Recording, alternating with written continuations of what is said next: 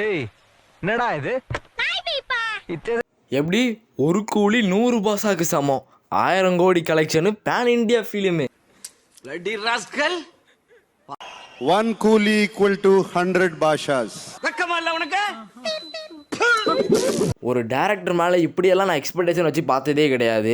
லோகேஷ்னா ஒன்றை தான் கேட்கேன். மக்கள் ஒரு படத்துக்கு இவ்வளோ எக்ஸ்பெக்டேஷன் வைக்காங்க அப்படின்னா இவர் டைரக்ட் பண்ண படம் எல்லாமே பார்த்தீங்கன்னா மாஸ்டர் பீஸாக தான் இருக்கும் அப்படின்னு மக்கள் நம்புறாங்க. எல்லா டேரக்டர் அதை மாதிரி வைக்கல. ஒவ்வொரு படம் வந்தாலே கொண்டாட்டமா மாசாக தான் இருக்கும் அப்படி சொல்கிற இடத்துல மக்கள் வச்சிருக்காங்கன்னா அது எல்லாம் எந்த டேரக்டர் படம் ரிலீஸ் ஆனாலும் சரி நம்ம இப்படிலாம் எக்ஸ்பெக்டேஷன் வைக்காமா, இது எல்சியூவா இல்லைனா சைஃபை மூவியா, அந்த மூவியா இந்த மூவியா. ஆனால் இவர் படத்துக்கு மட்டும் தான் நம்ம இப்படி எக்ஸ்பெக்டேஷன் கொடுக்குறோம். ஏன்னா அவர் கொடுத்த படங்கள் அப்படி நல்லா இருந்துச்சு, மாஸ்டர் பீஸாக இருந்துச்சு, சூப்பராக இருந்துச்சு, அது பாராட்டத்தக்க விஷயமா இருந்துச்சு, தமிழ் சினிமாவுக்கு புதுசாக இருந்துச்சு. லாஸ்ட் 2 படத்தை கொடுத்து அவரோட இமேஜை அவரே டேமேஜ் பண்ணிக்கிட்டாரு.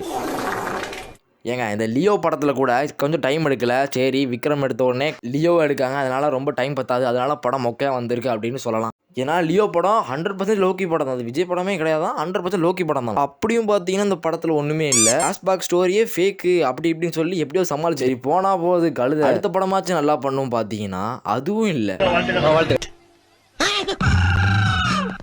கூலி படத்துல ஃபர்ஸ்ட் ஹாஃப் வந்து போகும்போது சரி செகண்ட் ஹாஃப் பார்த்தீங்கன்னா நல்லா இருக்கும் அப்படின்னு நினைச்சேன். அவர் கதையை எழுத தெரியாம திணறி இருக்காரு. ஏன்டா 2 வருஷம் டைம் கிடைச்சியும் கதை எழுத கூட டைம் இல்லையா? ஃபர்ஸ்ட் ஹாஃப் விட செகண்ட் ஹாஃப் பி மாதிரி இருக்கு. கொஞ்சம் இல்ல கொஞ்சம் கூட உட்காந்து யோசிச்சிருந்தா கூட நல்ல கதையை எழுதிருக்கலாம். இப்போ ஜால்ரா அடிக்குது தற்கூரி குரூப்லாம் கிளம்பி வரும். என்ன சொல்லுவானுங்க அப்படின்னா தலைவருக்காண்டி இந்த படம் பார்க்கலாம் ப்ரோ. டேய் தற்கூரிகளா, படத்தில் கதை இல்லைடா, ஸ்லோமோவும் காமிக்கிறதுக்காண்டி தான் தலைவர். ஸ்லோமோவை பாருங்க, தலைவர் நடைய பாருங்க, தலைவர் எப்படி மாசம் காமிச்சிருக்க பாருங்க. 240 ரூபா டிக்கெட் கொடுத்து பார்க்க போறாமான்னு தெரில.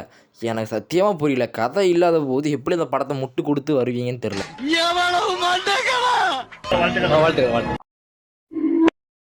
அந்த கைதி படத்தில் பார்த்தீங்கன்னா எந்த ஒரு கேமியாவும் எந்த ஒரு சாங்கும் இருக்காது. ஆனால் அந்த படம் நல்லா இருக்கும், மாசா இருக்கும்.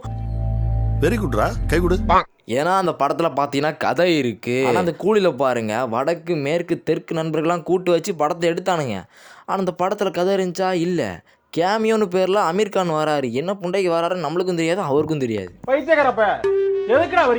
இவனுங்க எதுக்கு பண்றானுங்க அப்படின்னா வடக்கு நண்பர்களையும் பார்த்தீங்கன்னா அட்ராக்ட் பண்றதுக்கு சுற்றி இருக்க எல்லாத்தையும் கூட்டு வச்சு இந்த படத்தை எப்படியாவது முக்கி மோதியாச்சு 1000 கோடி அடிக்க வச்சிடணும் அப்படின்னு காண்டி தான் பண்ணியிருக்காருன்னு நினைக்கிறேன். ஆனால் இங்கே 300 கோடியை தாண்டுமான்னு தெரியல. சத்யராஜ் நாகராஜாவுக்குன்னா பெரிய ரோல் இருக்குன்னு நினச்சேன். ஆனால் அவங்களுக்குலாம் ஒரு ரோலே இல்லை. அவங்களாம் எதுக்கு வந்தாங்கன்னே தெரியல.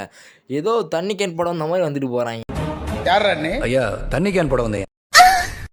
இதை பார்க்கும்போது லியோவே பெட்டர்னு தோணும். உன்னை விட உன் மாப்பிள்ள ஸ்மார்ட்டா இருக்கான். தேங்க்ஸ். படத்தோட ஸ்டோரி வந்து ஒவ்வொருத்தனும் ஒவ்வொரு கதையாக விட்டான். இது LCU sci fi movie Breaking Bad reference அது இது படம் பார்த்தீங்கன்னா ஒரு ஆவரேஜ் ரிவெஞ்ச் ஸ்டோரி. இதெல்லாம் என்ன படமே தெரியல.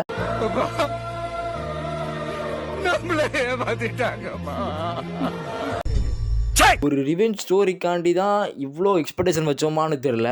உன்னை பத்தி நான் கூட என்ன நினைச்சுக்கிறேன், நீ சீப்பாளா இருந்திருக்க.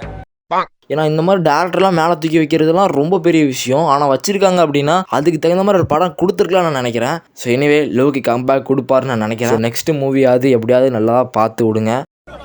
ஒரே ஒரு வேண்டு சாமி.